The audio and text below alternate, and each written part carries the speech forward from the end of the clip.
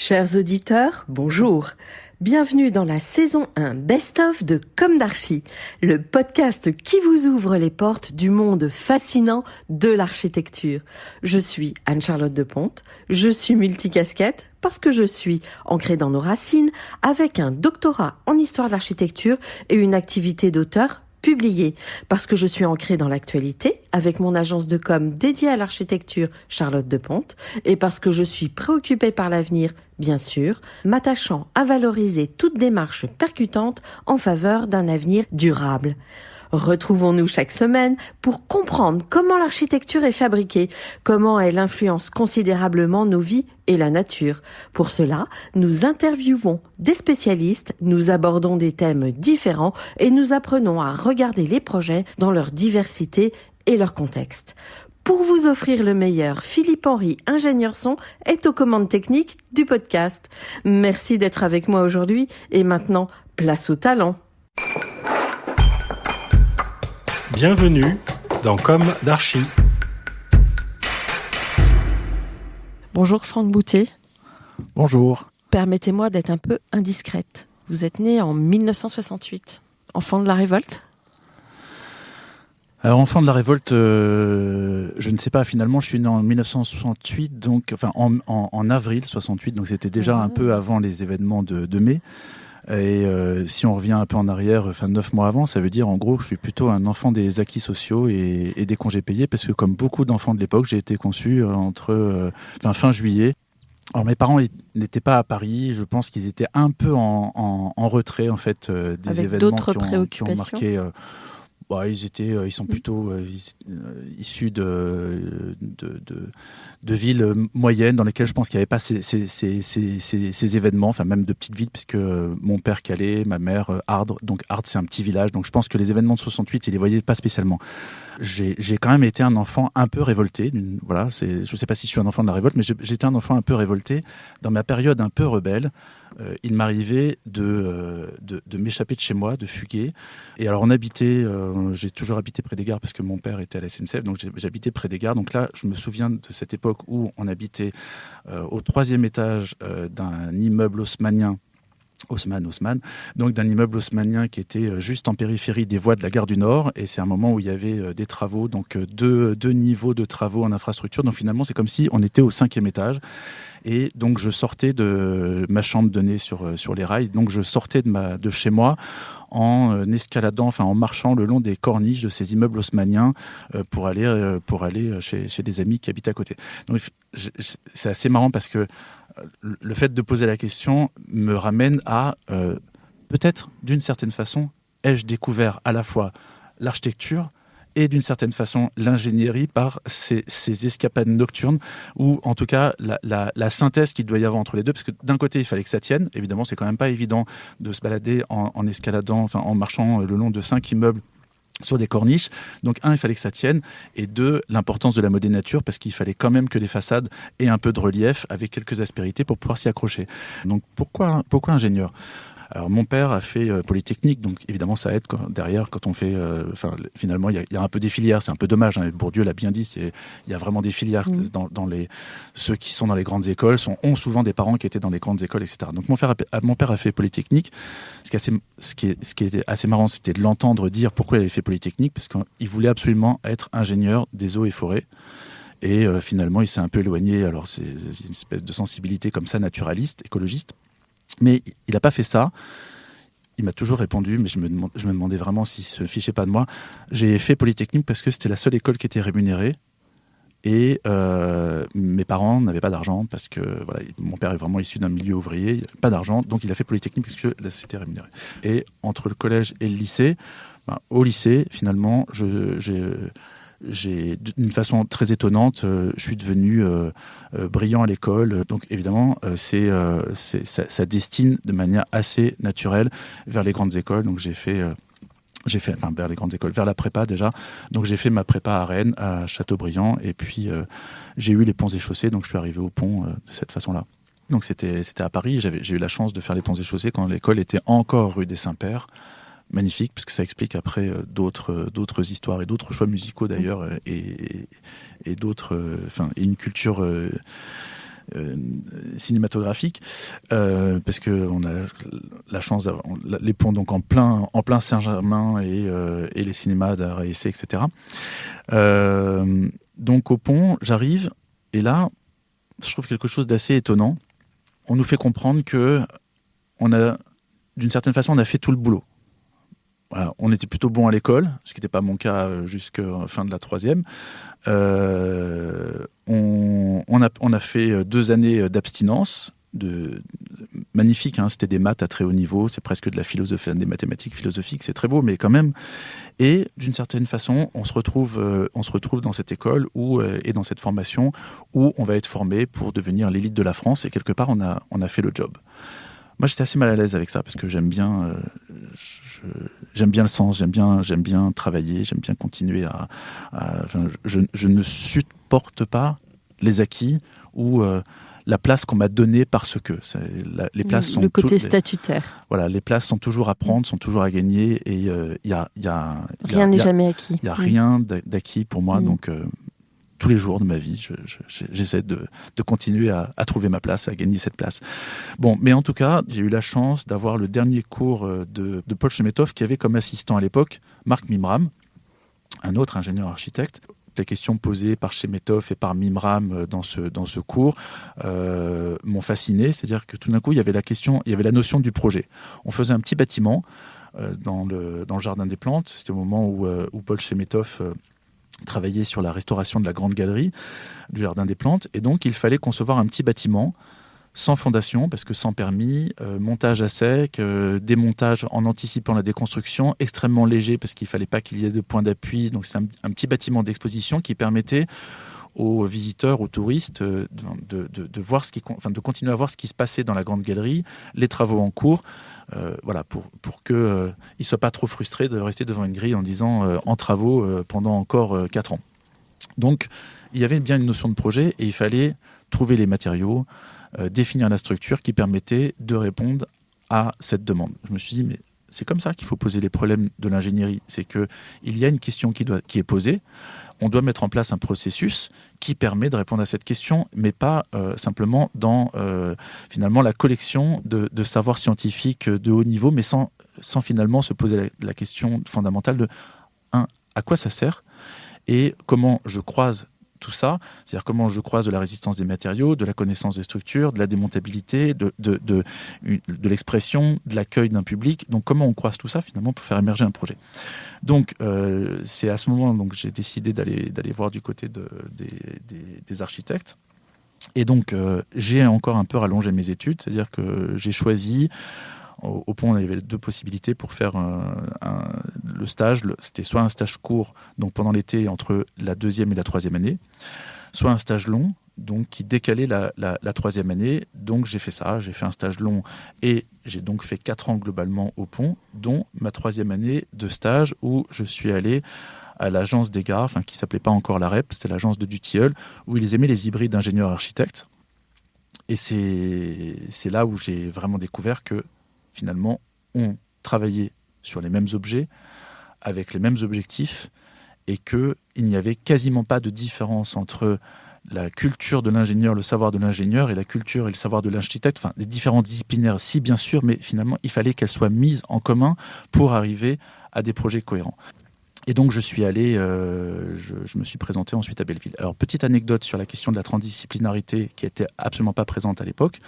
Je vais voir l'administration de la pédagogie des ponts et je leur dis, bon, j'ai décidé de faire des études d'architecture après les ponts.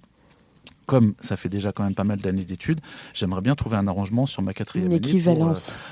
Pour pouvoir continuer à avoir des cours au pont et en même temps commencer architecture.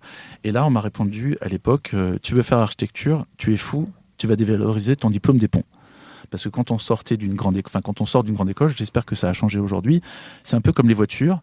Donc neuf, on a une certaine cote, et puis après, année après année, finalement, il y a une décote. C'est comme l'Argus, quoi. Ensuite, je finis, je passe mon diplôme, je suis diplômé de l'école des ponts, et j'arrive en architecture. Donc j'avais bien une équivalence, j'arrive en 3e année, le fameux exercice initial du groupe Uno, le 30-30, où on travaille sur un carré de 30 mètres par 30 mètres, avec des éléments, des fondamentaux, des éléments de l'architecture, le poteau, le plan horizontal, le plan vertical. On va commencer à fabriquer un espace à partir de ça. Bon, alors Uno, c'est vraiment la grande messe, donc j'arrive, et là, je passe devant le groupe Uno et devant Siriani qui m'arrête et qui me dit « Toi, on ne te connaît pas. Tu viens d'où ?» Je dis je suis ingénieur des ponts et chaussées. Et tout de suite, il me coupe, il me dit alors, il faut te nettoyer. Et donc le nettoyage consistait à devoir faire le logis, exercice analytique de Salomon, qui était un exercice de 2e année. J'ai ensuite suivi l'enseignement du groupe Uno. Et un élément fondamental, diplômé de l'école d'architecture de Paris-Belleville. En fait, non. Je ne suis pas diplômé. Pourquoi ? Vous êtes parti avant ? J'ai quitté le groupe Uno Belleville en 5e année.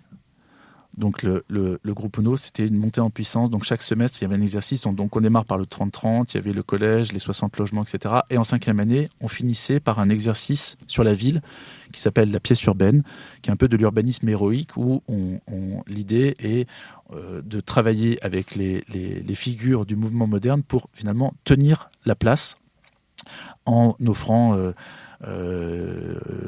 des conditions de modernité, des bâtiments qui reçoivent le soleil, etc., etc. Mais on travaillait où ?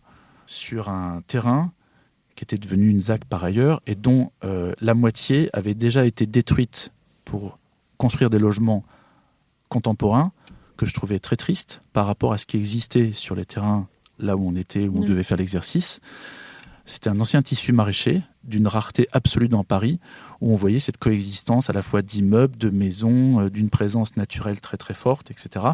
Et donc pendant la visite de site le week-end où tout le monde faisait des petites analyses, je me disais mais c'est pas possible, on peut pas considérer que ce terrain est vierge juste pour installer des bars, certes bien dessinés, mais finalement cet urbanisme qui a pour objectif de tenir la place. C'est pas le sujet du tout.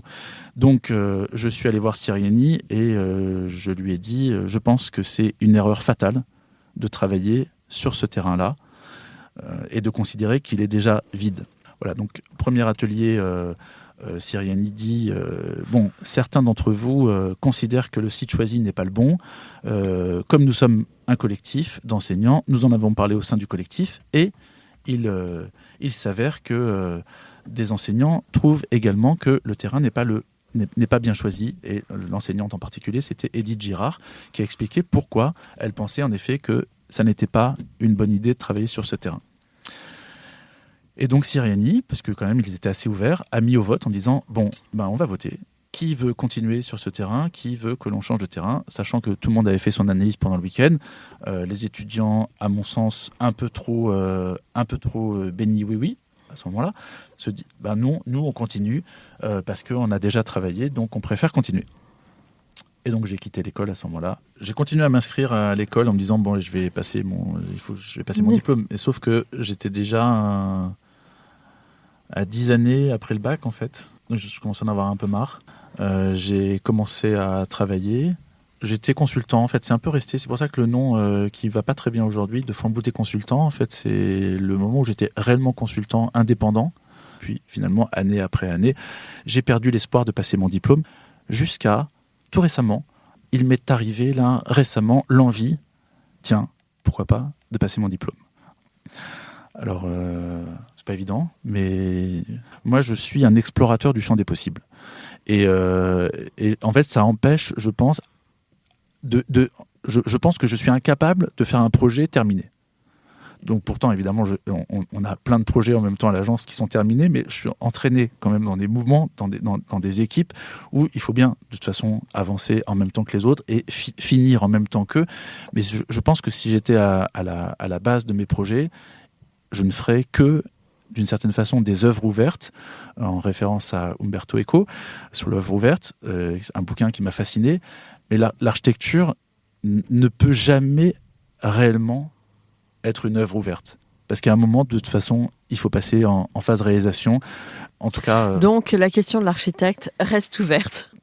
Mais en même temps, j'ai le sentiment, tous les jours, de faire de l'architecture, mais d'une façon particulière. Un petit peu différent. Et aujourd'hui, oui, je revendique, je suis ingénieur, mais alors j'aime pas du tout quand on m'appelle bureau d'études. J'aime l'idée de l'ingénierie, donc je dis que je fais du conseil et de l'ingénierie. Je revendique cette idée de l'ingénierie, la beauté de l'ingénierie. Et après, j'ai besoin de dire que je fais une ingénierie d'une certaine façon aussi, c'est-à-dire une ingénierie comme un concepteur, une ingénierie d'auteur, une ingénierie signée. Créative. On sait bien que d'une certaine façon, créative, oui, c'est le cas aussi. Et on sait très bien que le bureau d'études, il est plutôt dans la répétition de choses qu'il a déjà faites. Moi, j'essaye, évidemment, on rentre toujours dans la réglementation, il y a la question du risque et des responsabilités, mais en tout cas, en cherchant en permanence, finalement, qu'est-ce que je pourrais faire que je n'ai jamais fait encore ? Et en fait, les questions que j'adore, c'est quand on me dit est-ce que ça t'intéresse de faire ça ? Que je sais que fondamentalement, je ne l'ai jamais fait et qu'on va mettre en œuvre tous les moyens pour arriver à répondre à la question posée initialement. Et en fait, je trouve ça assez beau, c'est-à-dire que c'est une démarche de recherche permanente et l'agence ne fait quasiment que ça. J'en profite pour revenir quand même 2 minutes sur la dualité ingénieur-architecte. Peut-être que vous pouvez éclairer nos auditeurs sur l'origine ou les causes de cette opposition typiquement française. Moi, il me semblait que déjà dans les appellations, l'école des ponts, c'est l'école qui formait les ingénieurs à dessiner des équipements routiers.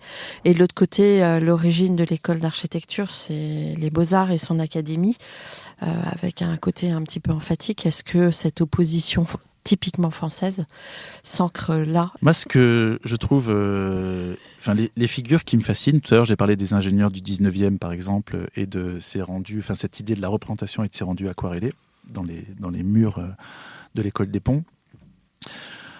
Cette dichotomie, elle est quand même relativement récente. Alors, on va voir jusqu'où remonte cette idée du récent. Mais à la Renaissance, il n'y a pas de dichotomie. En fait, à la Renaissance, l'idéal, la figure idéale, c'est même la figure de l'homme qui sait tout faire. C'est l'époque des traités d'architecture. Qui sait à la fois écrire, qui a presque une approche de l'ingénierie presque comme un bricoleur, c'est-à-dire d'une intelligence finalement, plutôt d'une ingéniosité, parce que moi j'aime bien aussi détourner le mot ingénierie pour parler d'ingéniosité. À un moment j'ai failli presque signer Franck Boutet ingéniosité environnementale, parce qu'on est quand même beaucoup sur les questions environnementales. Mais donc finalement à la Renaissance, il n'y a pas de dichotomie. Brunelleschi, alors on est en Italie, on n'est pas en France, mais ne se pose pas la question de savoir s'il est créateur, concepteur ou ingénieur. Finalement, c'est la même discipline. Mais Philibert Delorme, qui introduit la Renaissance en France, il ne se pose pas non plus, et personne, à mon avis, lui pose la question. En fait, c'est tout à fait normal, c'est tout à fait naturel d'utiliser la science. Parce qu'à un moment, on va passer par des mécanismes où, évidemment, quand je dessine, je vais me poser la question de c'est quoi la quantité de matière ? Est-ce qu'il faut courber comme ça ? Est-ce qu'un pli va aider à tenir ? Mais ça, c'est même l'idée d'un pli, puisque je viens de parler d'un pli, un pli est aussi une figure esthétique. Quelque part, je suis en train de travailler à la fois sur le sens profond, la matérialité, la résistance des matériaux, donc la science constructive elle-même, et en même temps, je donne forme. Donc, il n'y a pas tant de séparation. La séparation, on pourrait la faire remonter déjà, moi j'ai envie de la dater au moment de Louis XIV. Donc, quand je dis récent, c'est pas si récent que ça. Louis XIV, en fait, c'est le moment où le pouvoir central s'accompagne d'hommes de science, d'ingénieurs, pour, d'une certaine façon, comprendre, cartographier et évidemment derrière contrôler le territoire. Donc Louis XIV appelle Cassini pour représenter le territoire possédé par le roi, sur quoi il règne finalement. Et à partir de là, on pense finalement l'aménagement. On commence à comprendre ce territoire, on veut se l'accaparer, et donc on commence à vouloir l'aménager. Et au moment où on aménage le territoire, alors on est dans les périodes à la fois guerrières, mais aussi de franchissement. Il y a un relief, comment franchir ce relief. Il y a une voie d'eau, comment passer au-delà de cette voie d'eau. Donc quelque part, c'est une forme de domination du territoire, de domination de la géographie. Et donc là, on fait appel à des hommes de science. D'une certaine façon, on pourrait les appeler un peu les premiers ingénieurs modernes pour exercer ce pouvoir de contrôle et de prise de possession du territoire. Donc la dichotomie, elle trouve son origine là. Alors, si on se réfère à un élément plus contemporain, la création du Paris sous Napoléon III Haussmann, en fait, c'est véritablement une équipe d'ingénieurs, à la fois de fonctionnaires avec le baron Haussmann et d'ingénieurs qui conçoit quasi intégralement Paris. Certes, on fait appel à des architectes, mais les architectes vont mettre en musique, finalement, un matériau conceptuel, écrit, dessiné, qui a été pensé par une équipe d'ingénieurs. Et puis, il y a quand même la question au XIXe siècle, bon, déjà avec Napoléon III Haussmann, on est en plein XIXe, mais c'est aussi l'arrivée des matériaux qui nécessitent une connaissance, c'est la science complexe des matériaux. C'est l'arrivée de l'acier. Là, il y a une science du franchissement, de l'équarrissage de la pièce de métal, du juste dimensionnement qui nécessite finalement la présence des ingénieurs. Et puis, ça va être vrai aussi avec l'arrivée du ciment, le béton armé. En fait, ce sont des matériaux d'ingénierie. On ne peut pas dessiner un bâtiment en acier et en béton sans une culture scientifique avérée, de haut niveau, et donc sans la présence des ingénieurs. Donc la dichotomie, en fait, elle trouve son origine d'abord dans cette idée des grands aménageurs du territoire, la pensée d'un système, donc dans un pouvoir très centralisé, l'anticipation d'un système complètement contrôlé, donc on va dire même avec le Paris haussmannien, et des matériaux qui nécessitent une science avérée, complexe, qui en fait fondent finalement ou donnent le pouvoir aux ingénieurs. Alors l'école des ponts, c'est la première des grandes écoles d'ingénieurs créées. Sa création date de 1747. Donc là, on est bien avant le Paris haussmannien, on est un siècle avant le Paris haussmannien. Donc là, l'objectif, c'est de soumettre le territoire. Il faut pouvoir se déplacer d'un point à un autre. On va construire des routes, on va construire des ponts, il faut s'affranchir de la géographie, comme je le disais, il faut passer outre les cours d'eau. Et donc là, la science de l'ingénieur est fondamentale. Et donc la scission date de là, et après, elle est renforcée d'une certaine façon par cette maîtrise des techniques constructives liées à ces matériaux qui nécessitent une grande ingéniosité, une grande habileté. On va quand même arriver maintenant à la pratique. Avez-vous rencontré des résistances en France en raison de votre double appartenance ? À part cette anecdote de ma formation là, qui crée un schisme un peu fondateur chez moi quand même, parce que c'est cette séparation que j'ai cherché à annuler progressivement dans ma pratique, de réunir ingénierie et architecture, science et création, et sciences et esthétique. Enfin, moi, je suis très intéressé par les formes, les représentations, par exemple, des phénomènes scientifiques. Donc, à part donc ce schisme, on va dire, initial entre tu es fou, tu vas dévaloriser ton diplôme des ponts d'un côté, et l'autre, tu es ingénieur, alors il faut te nettoyer. Non, au contraire, moi j'ai le sentiment, enfin en tout cas c'est aussi comme ça que j'ai construit ma place et que j'ai trouvé un univers dans lequel je m'épanouissais autour des questions posées par le développement durable, les questions environnementales, l'écologie, puisque elles nécessitent des réponses croisées, et je pense que ça finalement l'époque attendait des hybrides comme je l'étais, donc pas de résistance, au contraire, même une très grande bienveillance à mon égard, et une très grande attention à ce que je pouvais finalement raconter de cette quête permanente de la réconciliation d'une certaine façon entre ces univers. Moi, je suis fasciné, par exemple, par les croquis de Léonard de Vinci. Il y a une cohérence totale entre une pensée scientifique, une maîtrise scientifique absolue, et en même temps un sens de la représentation du dessin et la recherche du sens profond. À quoi ça va servir finalement ? Et en quoi ça devient aussi un élément à la fois social, sociétal, discursif, ce qui est la question de la forme. En fait, moi, j'ai l'impression que quand on fait le mieux, enfin, quand je fais le mieux, ou quand on fait, parce que je ne suis pas tout seul, on est 35 à l'agence, le mieux notre travail, quelque part, c'est quand ça ne se voit pas. Donc, en fait, tout vient se fondre, ou tout vient marquer l'ADN même du projet. Finalement, quand l'exercice est vraiment réussi, on ne voit plus qu'un projet dont, d'une certaine façon, l'architecte ou récupère le génie. La communication autour de l'architecture, et même cette idée du droit et de la propriété intellectuelle et du droit à l'image, va faire que finalement l'œuvre, d'une certaine façon, qui est une œuvre quand même souvent collective, va être d'une certaine manière, mais je le dis avec respect pour eux, c'est pour les architectes, c'est mes plus grands partenaires et confidents, ce sont les architectes, donc je le dis avec un profond respect pour eux, je pense que c'est l'organisation de la profession. Finalement, l'œuvre, ensuite, elle est finalement la responsabilité d'une personne. Quelque part, vous léguez votre savoir, vous le donnez, vous le léguez, et la question de la reconnaissance est quand même importante. Alors, bon, en fait, on arrive à en bénéficier quand même, mais alors ça, c'est une question qui est un peu difficile. Il faut aller explorer plusieurs voies. Il y a à la fois l'idée...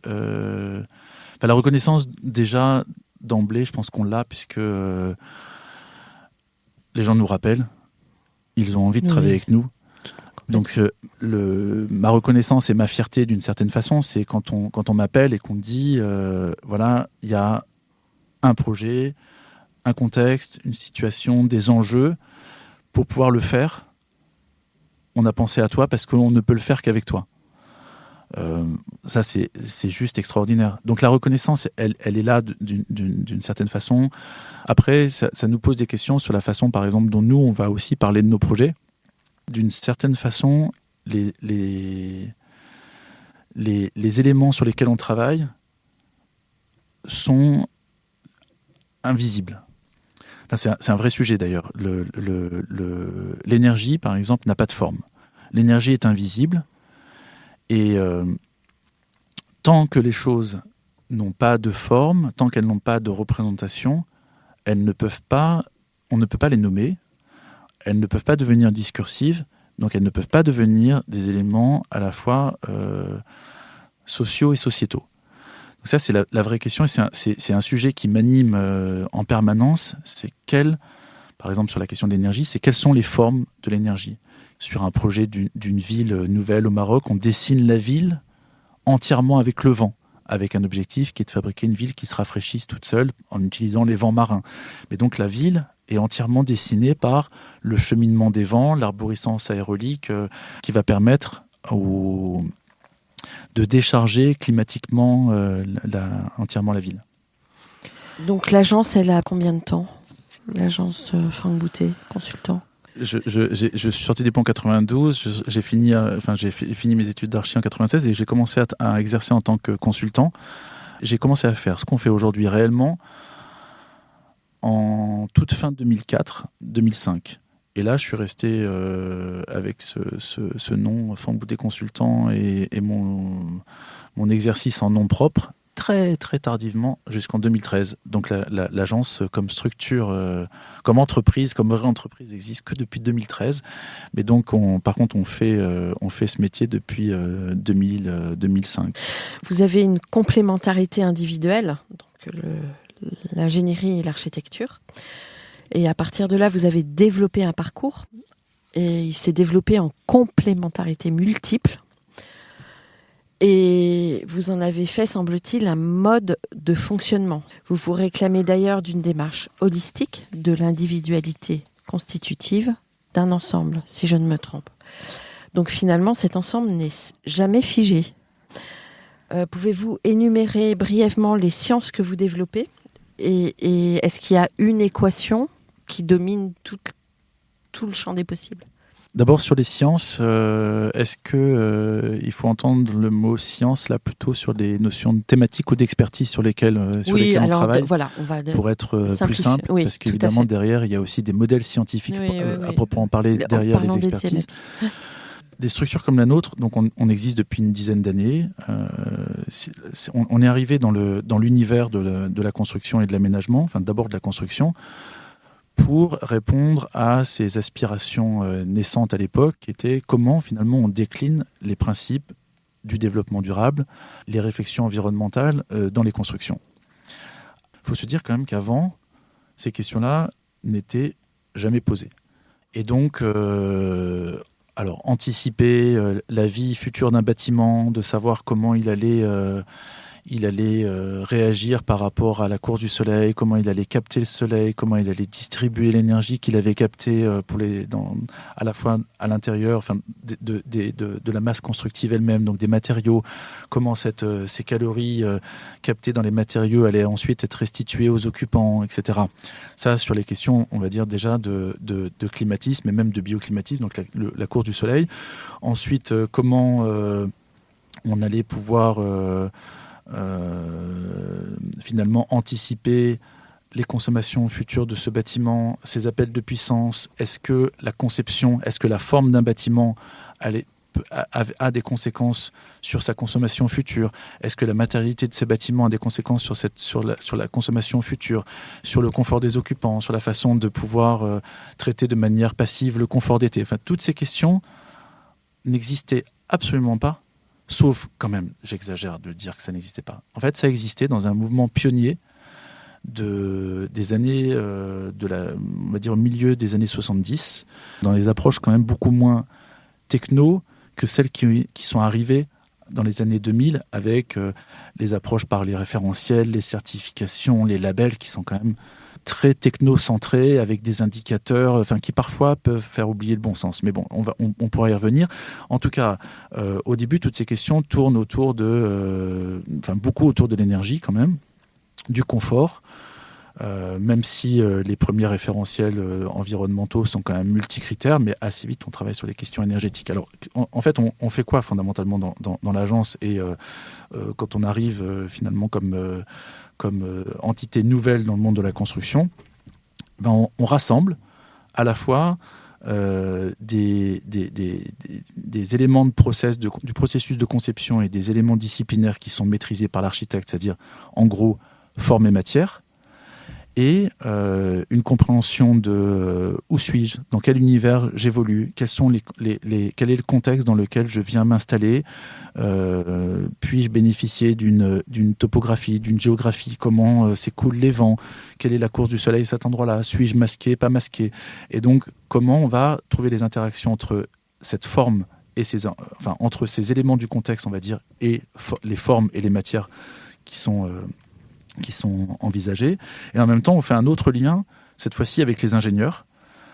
Et donc là aussi, on va finalement faire la synthèse entre un environnement, le vocabulaire de l'architecte, forme, matière, organisation du programme, donc on va dire implantation, morphologie, matérialité, spatialité, et des systèmes qui vont irriguer ce bâtiment et qui vont être la réponse complémentaire de ce que je n'ai pas réussi à faire par les éléments naturels, c'est-à-dire le soleil, la lumière, le vent, la pluie.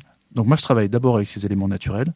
J'essaye de faire en sorte qu'avec ces éléments naturels utilisés à bon escient, on va, par un travail spécifique dans le processus de conception, donc sur l'implantation, la morphologie, la matérialité, la spatialité, on arrive à répondre donc de façon passive à des besoins, à des exigences de confort, des besoins d'exigences d'usage, donc une température maîtrisée, une certaine quantité de lumière qui permet certains usages, etc. Et ensuite de faire le lien avec les bureaux d'études classiques. Finalement, vous produisez des écosystèmes ? Oui, on produit des écosystèmes, mais vraiment dans cette hiérarchie, d'abord on sait d'utiliser d'abord les éléments naturels pour répondre à ces questions d'ambiance, ces questions d'usage, et ensuite les compléments par les systèmes. En fait, on a développé vraiment une culture du croisement, une culture de l'approche systémique, on va dire. Il faut sortir de une question, une réponse monocritère sur un indicateur monofonctionnel, etc. Donc il faut sortir de ça pour en permanence aller chercher les effets corrélés. Y a-t-il des effets induits sur d'autres disciplines, sur d'autres thématiques, sur d'autres indicateurs?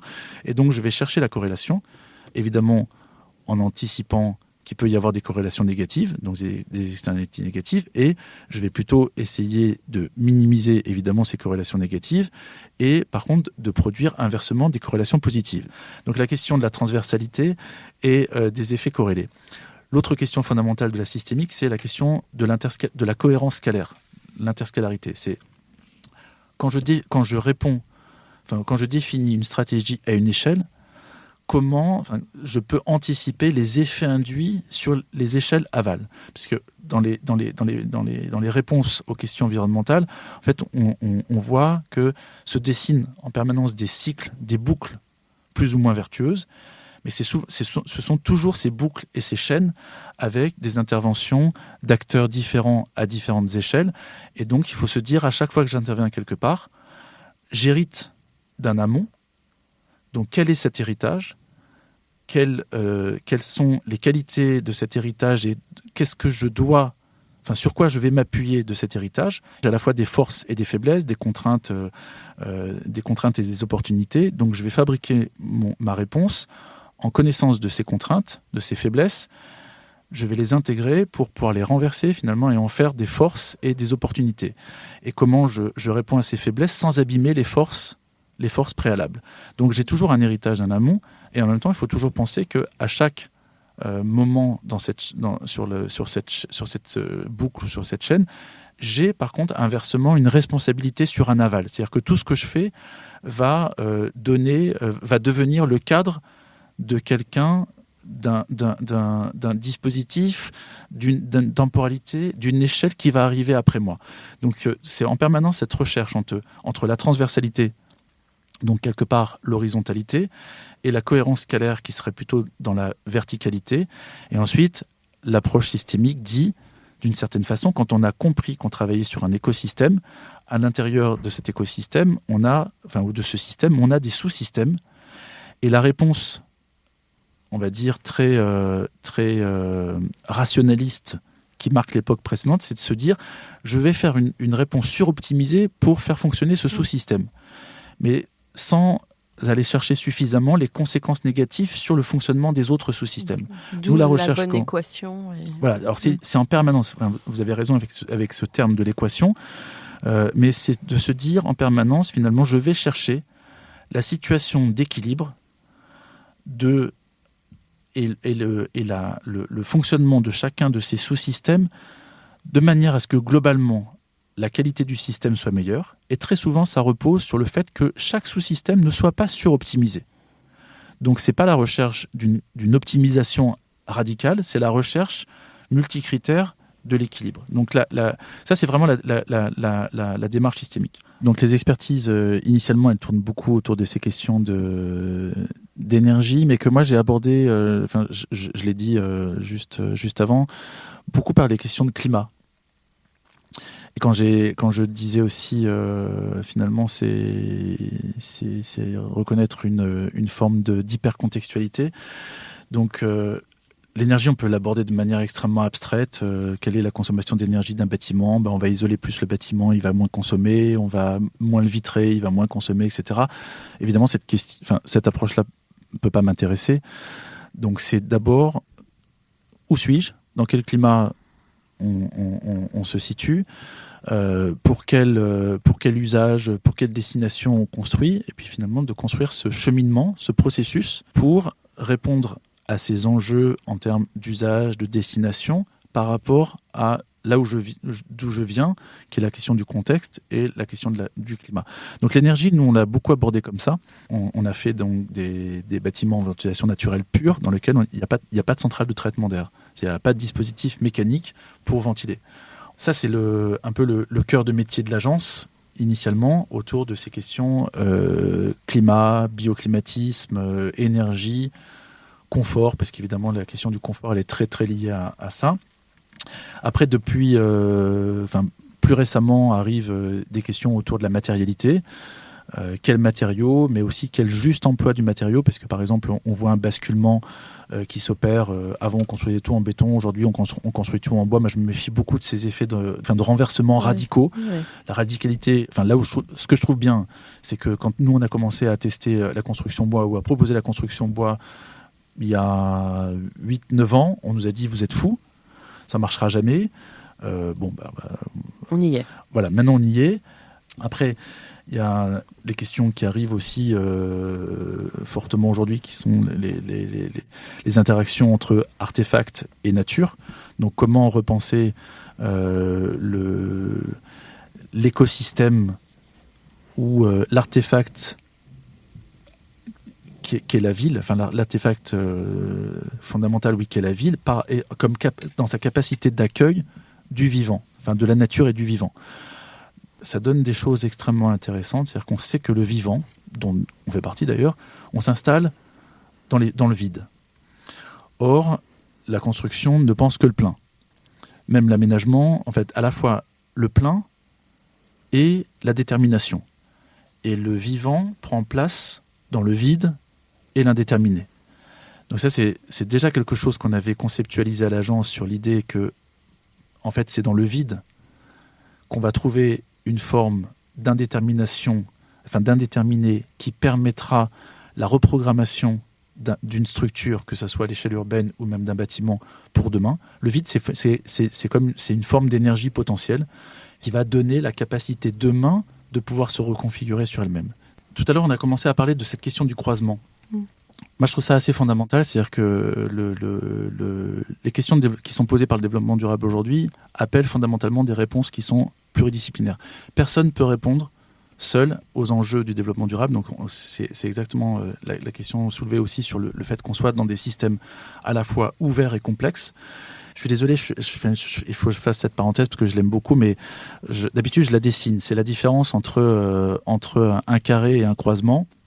Donc c'est assez facile quand on la dessine, parce qu'on dessine un carré avec les côtés qui se poursuivent et finalement on voit qu'il y a un croisement. Donc on a l'impression que c'est un peu la même chose, mais la différence fondamentale, c'est que d'un côté, si on focalise sur le contenant, le carré, en fait on est plutôt dans le système, dans le dispositif, on va dire, de l'organisation, de la classification, on range. C'est le principe, en fait c'est le pattern de l'étagère.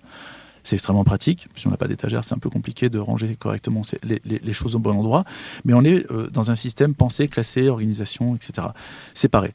L'inversion, si on focalise pas sur le carré cette fois-ci, mais si on focalise sur le croisement qui forme finalement ce carré, donc le croisement, c'est quelque chose d'abstrait. Déjà, c'est ça qui est beau, parce qu'on ne peut pas ranger dans un croisement. Mais le croisement, il permet, par exemple, de poser des questions entre énergie et espace public. Et si je vous dis...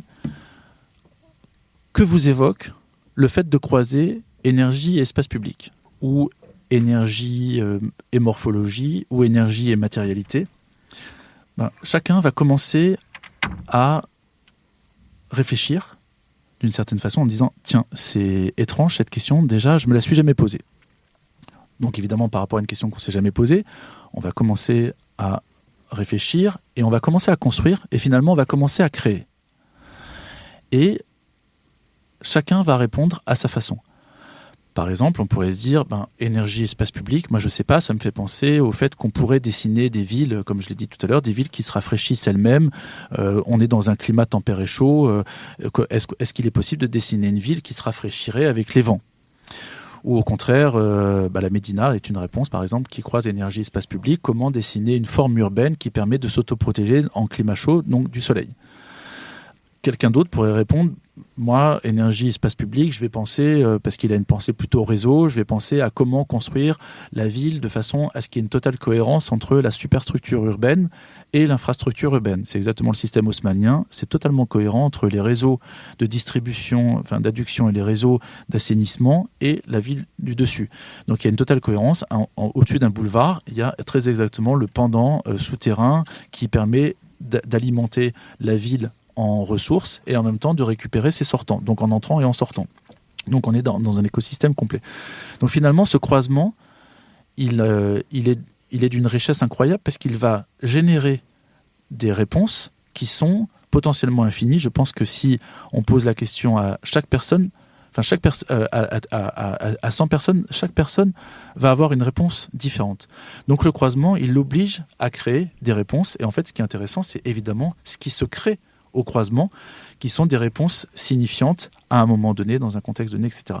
Et donc on a construit finalement les approches, à la fois la philosophie, les approches méthodologiques de l'agence sur cette idée-là, de générer ces croisements, donc entre des dispositifs de conception, par exemple tout à l'heure j'ai dit implantation, morphologie, matérialité, spatialité, qui sont en fait des grandes questions fondamentales du processus de création, de conception architecturale, et en même temps énergie, mobilité, matière, nature, etc. Et de s'obliger finalement à croiser, en se disant, il y a à la fois une primauté de l'amont, comme je l'ai dit tout à l'heure, c'est-à-dire que avant de penser à la question de l'implantation et de la morphologie, je vais d'abord me demander d'où je viens, où je suis, quel est mon contexte. Je vais commencer ensuite à répondre, à investiguer des échelles de morphogénèse, implantation, morphologie, en se disant quelle est la forme qui permettrait de répondre qui permettrait de donner les conditions satisfaisantes en termes d'usage dans un contexte donné. Quelle est ensuite la matière, etc. Et en fait, on va décliner et en s'obligeant à penser en permanence de manière transversale, corrélée, c'est qu'est-ce que le dispositif que j'ai choisi là, par exemple sur une thématique en opposition entre compacité et fragmentation, la compacité est-elle bien ? C'est pas comme dans les programmes qu'on peut voir assez souvent ou dans les référentiels, avec l'idée compacité c'est bien, donc il faut que les bâtiments soient compacts avec un indice de compacité inférieur à tant. Non, c'est la compacité est-elle une bonne réponse ? Qu'est-ce qu'elle permet de faire ? Qu'est-ce qu'elle crée par contre à la fois qu'est-ce qu'elle offre comme qualité et en même temps qu'est-ce qu'elle pose comme question ou quel problème elle sous-tend.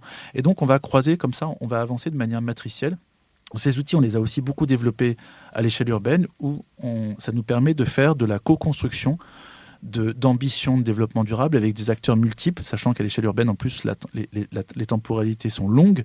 Et donc, ça permet aussi d'agréger progressivement des acteurs et de, par exemple, prendre le meilleur sachant en assainissement dans les services techniques d'une collectivité en lui disant « Tu es plus sachant que nous, on ne va pas te dire comment il faut que tu fasses l'assainissement. Par contre, ce qu'on va te dire et ce qu'on aimerait que tu fasses, c'est que tu sois conscient du processus que tu maîtrises par la question de l'assainissement, quels sont les entrants, quels sont les sortants et comment on peut créer des chaînes de valeur à la fois horizontales, donc transversales, et verticales, donc on va dire en cohérence scalaire, avec d'autres disciplines, d'autres acteurs, et comment finalement tu peux penser l'assainissement en lien avec la question du paysage. Est-ce qu'on peut penser l'assainissement en lien avec la question de la résilience, etc. En fait, nous, finalement, notre vraie spécialité, c'est de ne pas être spécialiste, c'est finalement de mettre en commun des gens qui sont souvent plus experts que nous. Il y a quand même des domaines sur lesquels on est très expert, mais il y a des domaines sur lesquels on n'est pas expert. Par contre, on est des experts de la pensée de l'écosystème et de la pensée systémique qui dit « Attention, on ne fait pas une ville juste par le bioclimatisme, on ne fait pas une ville par la question du numérique et du smart. On ne fait pas une ville en pensant juste la question des espaces publics, la question de l'assainissement, la question des réseaux, etc. Par contre, on met tout ça en œuvre et ce qu'on doit arriver à trouver, c'est finalement où on met l'effort, sur quelle discipline, sur quelle expertise, à quelle échelle, etc., pour que globalement le système fonctionne sans être jamais dans la radicalité d'aucune des réponses et l'exacerbation d'aucun des enjeux. Une pensée prospective et une pensée curieuse, ça fait beaucoup de temps à développer les questions. Du coup, il nous en reste beaucoup et je vous proposais de revenir sur tout ce qui n'est pas traité dans une prochaine émission. Merci infiniment, Franck, pour cette participation à l'émission. Riche, à bientôt. À bientôt.